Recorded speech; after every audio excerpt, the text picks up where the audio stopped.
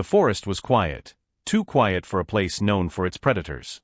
Ethan raised his rifle, squinting through the scope. There she was, a massive mother bear standing still in a snowy clearing, chest heaving, eyes fixed on him. He had tracked her for miles, an elusive target with a bounty on her head. He steadied his breath. His finger found the trigger. But just as he exhaled to fire, she stepped aside and revealed what was behind her. Ethan's breath caught in his throat. It wasn't another bear.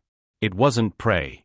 It was a child, no older than 10, barefoot, shivering and staring right at him. The bear hadn't been preparing to attack. She had been protecting. Suddenly, the line between hunter and hunted vanished. And Ethan realized this was no ordinary bear, and no ordinary child. What happened next would change his life, and the forest, forever. The morning mist rolled across the pine valley like breath from the earth itself. Ethan Grant adjusted the strap on his hunting rifle as he stepped carefully over a patch of brittle ice. Every breath steamed into the cold. The forest was alive, but subdued. It was the kind of silence that hunters learned to listen to. He was deep in the northern range, 3 hours from the nearest outpost, tracking one of the most elusive creatures he'd ever encountered, a massive female grizzly known by locals as Blackback.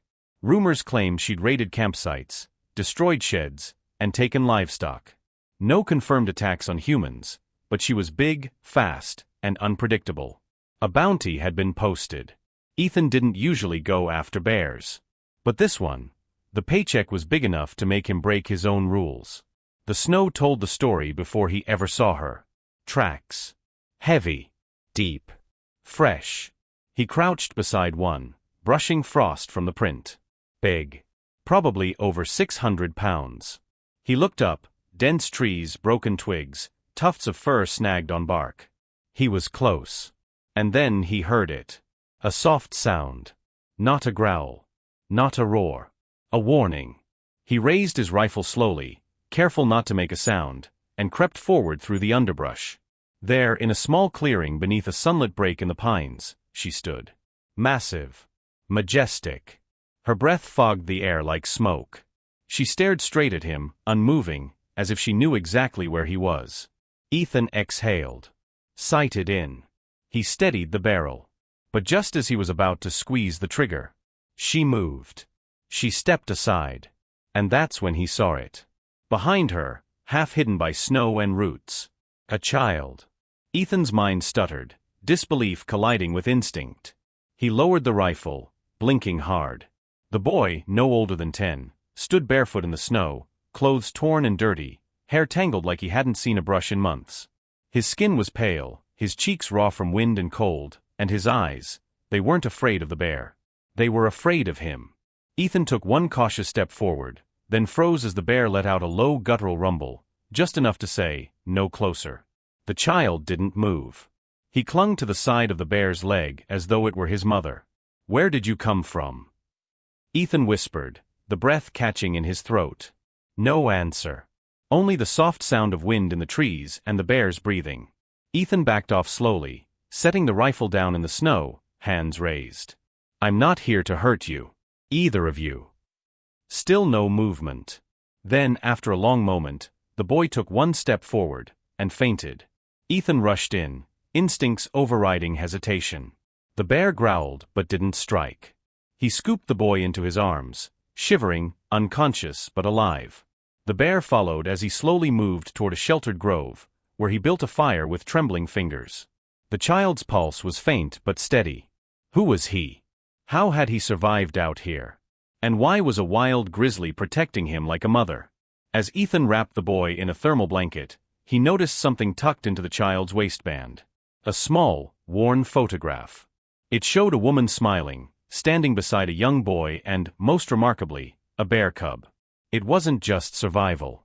It was history. And this story went deeper than Ethan ever imagined. The fire crackled quietly beneath the low-hanging boughs of a pine tree as Ethan sat beside the sleeping boy. The bear, Blackback, or so he had believed, remained on the other side of the clearing, watchful, unmoving, like a sentry posted in the snow. The photograph weighed heavy in Ethan's palm. The woman in it had kind eyes, her arms wrapped around the same boy, just younger, and a cub that looked suspiciously like the massive bear now standing across from him. This wasn't a coincidence. This bear wasn't wild. She was family. When the boy finally stirred, his eyes darted toward the fire, then to Ethan. He bolted upright, but didn't scream, didn't cry. He simply looked to the trees. The bear responded with a low grunt, and the boy calmed almost instantly. "You're safe," Ethan said softly. "I won't hurt you." The boy hesitated, then whispered, "Her name is Naya." Ethan blinked. "The bear?" The boy nodded. She's my friend." Ethan let that sit in the silence. Then asked, "What's your name?" The boy paused. "Micah." Micah was cautious, but as the hours passed and the fire warmed them both, he started to talk. Slowly. In pieces. His mother, Rachel, had brought him to the forest years ago, fleeing something. Ethan didn't press. They had lived alone for years, hidden in a cabin deep in the range. One spring, Rachel found a wounded bear cub and raised it alongside Micah. That cub was Naya. "She grew up with us," Micah said, voice soft. "She followed me everywhere. Like a sister." But last winter, Rachel had gone into the woods to gather firewood, and never came back. I waited. Naya waited. But she didn't return. Ethan felt the weight of those words settle in his chest like stones. They weren't just surviving out here. They had built a life. And now Micah and Naya were alone. That night, snow fell heavy again, muffling the world beneath a blanket of silence. Micah slept beside the fire, wrapped in Ethan's spare coat. Naya curled herself at the edge of the camp, eyes never closing, ears twitching at every sound. She hadn't left his side once. Ethan sat with the photograph in his hand, staring at the smiling woman, Rachel. She couldn't be much older than 30 in the photo. Now, she was likely gone. The thought dug into his conscience like a splinter. He had come into these woods to hunt a bear. But what he found was a boy raised by one. By morning, Ethan had made a decision. "I'll take you out of here," he told Micah gently as the sun broke through the trees. "There's help. A ranger station just a few hours east. We'll hike there together." Micah looked toward Naya.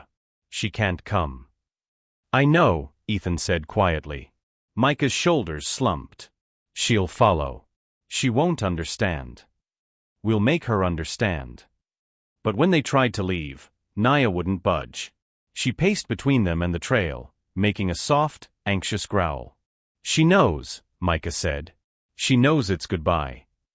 Ethan knelt before the bear. Every hunter's instinct told him this was insane. But Naya didn't lunge. She didn't growl. She stepped forward, and gently pressed her forehead against Micah's chest. Micah hugged her, sobbing silently. Then Naya turned, and walked back into the woods. Snowflakes caught in her fur like stars as she disappeared.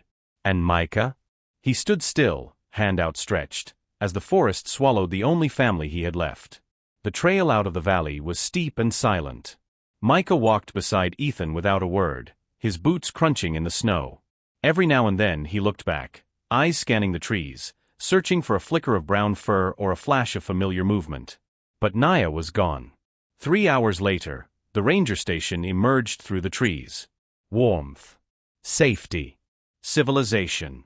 Micah flinched at the sound of a door creaking open. A radio chirped from inside. People. Voices. It was a different kind of wilderness. They gave him hot food, clean clothes, and a bed to sleep in. But Ethan saw the way the boy curled against the wall that night, arms around his knees, whispering to the dark. He wasn't afraid. He was remembering. Weeks passed. Investigators found Rachel's cabin and confirmed her death, lost in a snowstorm not far from home. Her journal described years of solitude, love, and the bear she had once saved as a cub. The authorities struggled to believe it all. But the story made headlines. Boy raised by bear found in remote Alaskan forest. Some called it a miracle. Others called it a myth. But Ethan knew the truth. He had seen it. 1 year later. Ethan still visits the northern range every spring. Not to hunt. Never again to hunt. Sometimes, at the edge of the tree line, he leaves a basket of berries. Once he found a smooth stone resting beside it, and large paw prints circling around. No sign of Naya. But no sign she had forgotten. Micah now lives with a foster family in a quiet town, but he keeps the photo of his mother and the bear on his nightstand. And every night, he says goodbye the same way. A whispered word only one creature would ever understand. Because somewhere deep in the forest, a bear still listens. And still remembers.